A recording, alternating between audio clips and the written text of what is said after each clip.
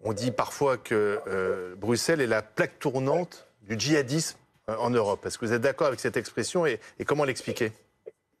Non, je pense qu'on est devenu, vous savez, Bruxelles, c'est la deuxième ville la plus cosmopolite du monde, juste après Dubaï. Première ville diplomatique. Donc on a beaucoup, beaucoup de gens qui passent par Bruxelles. C'est vrai qu'on a eu ces terribles attentats, en effet, en 2016.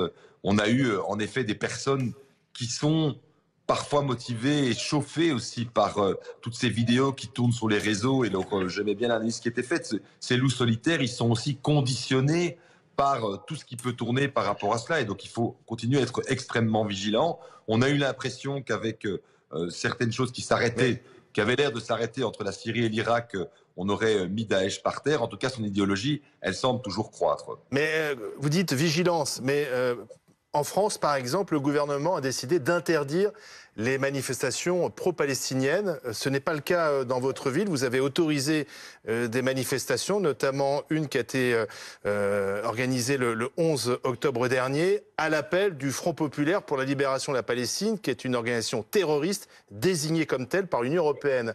Est-ce que ça ne favorise pas ce terreau-là, justement? C'est pas une info juste, monsieur. C'est juste pas une info juste. C'est une info que diffuse l'ambassade d'Israël, mais qui n'est pas correcte. Elle a été autorisée auprès de l'association belgo-palestinienne. Quand on autorise une manifestation, vous savez, Bruxelles, comme je vous l'ai dit, c'est la capitale de l'Europe, capitale diplomatique du monde. L'année passée, j'ai autorisé 1079 manifestations.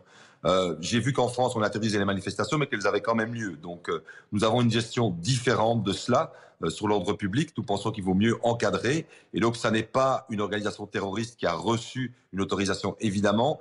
C'est un collectif pro-palestinien, c'est vrai, qui défend la cause palestinienne. Mais quand j'autorise une manifestation, je ne fais pas un choix politique. Mais donc, ce n'est pas une organisation pro-terroriste. Mais ça ne vous gêne pas qu'après un attentat comme celui commis sur le sol israélien, on hurle dans votre ville à mort Israël? Donc aujourd'hui, je pense que dans ce qui est passé dans cette manifestation du samedi, justement, elle a plutôt été bien tenue. Vous savez, c'est évidemment un drame, l'attaque terroriste qui a eu lieu contre les Israéliens. Vous ne répondez pas à la question, pardon.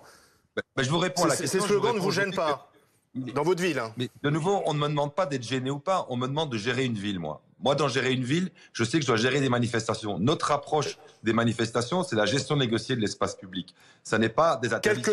Quels que soient les manifestants et quels que soient les slogans qui sont scandés dans les rues de Bruxelles. On interdit des manifestations, mais c'est vrai que notre Conseil d'État, par rapport à la jurisprudence du Conseil d'État, il est de plus en plus demandé aux autorités administratives. Ça devient très compliqué dans la balance entre la liberté d'expression et l'ordre public de trancher sur le fait d'interdire des manifestations. Et donc, il y aura encore des manifestations pro-palestiniennes, tout comme il y a eu des manifestations pro-israéliennes aussi qui ont eu lieu en même temps. Ici, il n'y a pas de jugement de valeur, il y a à gérer un espace public, c'est ce que nous faisons. Tout se vaut. Donc malgré le contexte d'attentat, s'il y a un nouvel appel à manifester, vous l'autoriserez?